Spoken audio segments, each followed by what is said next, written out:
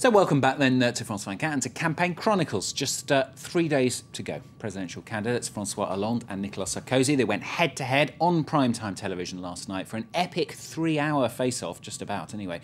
There were some pretty strong words, but who won? Well, to judge the candidates, joined here on set by our press reviewer Elena Casas. Elena, what are the French papers saying then? Who do they think won?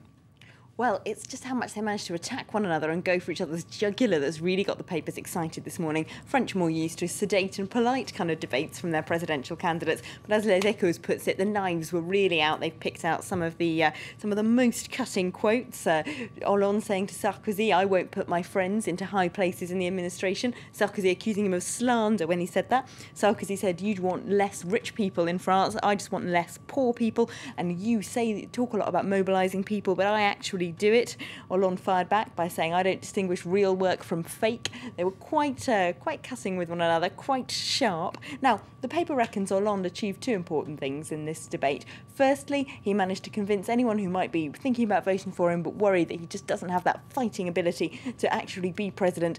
They won't be afraid now. They won't be seeing him as vague and woolly anymore after that debate, they say. And also, he managed to force the president to talk a great deal about his record of not only 5 but even 10 years in power, dating back to when he was interior minister. And what Sarkozy's been trying to do, of course, for most of this campaign is to run away from that record, to try and present himself to voters as a fresh face, as a fresh voice with new policies, and try not to answer too much for what he's done for the last few years in power.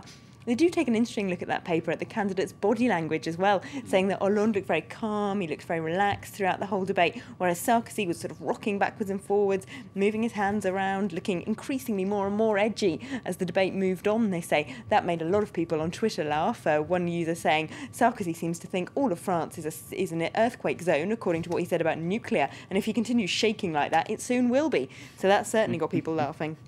So it was a draw. Does everyone kind of agree with that?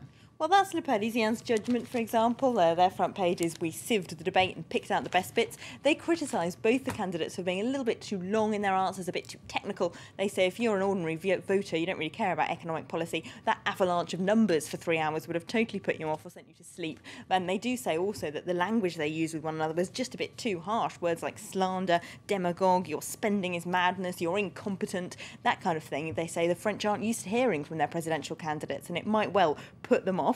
But yeah, they reckon in terms of points scored, if you like, we can pretty much reckon that it was a draw. They do criticise Sarkozy, though, in that paper for going for some pretty low blows, like bringing up the issue of Dominique Strauss-Kahn towards the end. That got him a lot of abuse on Twitter as well. One user saying, him mentioning Dominique Strauss-Kahn now, it's like a footballer kicking from 57 metres in the 93rd minute with his bad foot. Now, you probably know more about football than me, Stuart, but I reckon he's trying to say it's the desperate move there, really, isn't he? Pretty unlikely, yeah. Yep, his line on immigration also upset a lot of Twitter users. The Socialists unscientifically did a study saying that 25% more Twitter users wrote good things about Francois Hollande than they did about Nicolas Sarkozy. Just like this user here, the Dutch journalist Stefan de Vries, he tweeted, "It's well known that since Dutch people have been allowed to vote in French municipal elections, Gouda cheese has been compulsory in all canteens." Of course, that's a fireback to Sarkozy saying that if North African, principally, foreigners were allowed to vote in French municipal elections, which is what Hollande wants, then they would force policies through based on their sectarian beliefs, and as a result force halal meat to be sold in school canteens. So a policy lots of people on Twitter thought was dying for a send-up. So some people definitely picked a winner then, did they?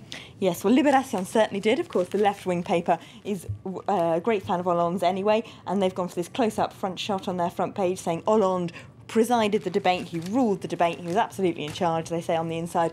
He surprised people with his excellent performance. They do say that it's unlikely that many voters are really swayed in their voting intention by what they saw last night. By this point, most people know how they're going to vote, but they reckon if there was anyone with any doubts left, Hollande should have won them round.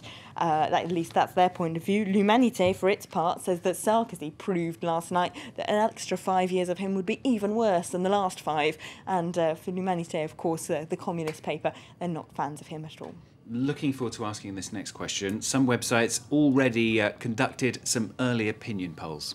Yes, Atlantico managed to ask 500 people during and after the debate last night what they thought of the candidates, so a fairly quickly put together poll there. Not the biggest sample you've ever seen, of course, 500 people, but they reckon that the people they talked to, those who said they'd changed their opinion about François Hollande, quite a lot of people all said it had improved during that debate.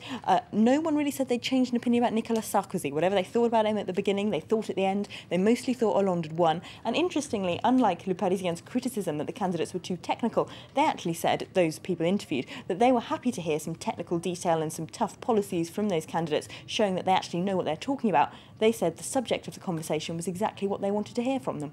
Elena Casas, that's her look at the reviews, looking through, delving through all the detail in the French newspapers about last night's TV debate. And that's our last Campaign Chronicles together. It is. You enjoyed it? Yeah, we're back on Monday to tell everyone who's actually won then. Exactly, we will be. All right, Elena, thank you very much. Excellent job over the last few months. More, of course, from us on Monday. And, of course, we'll be here at this time tomorrow as well. That's it from us. Genius here really shortly with the latest news. Stay with us.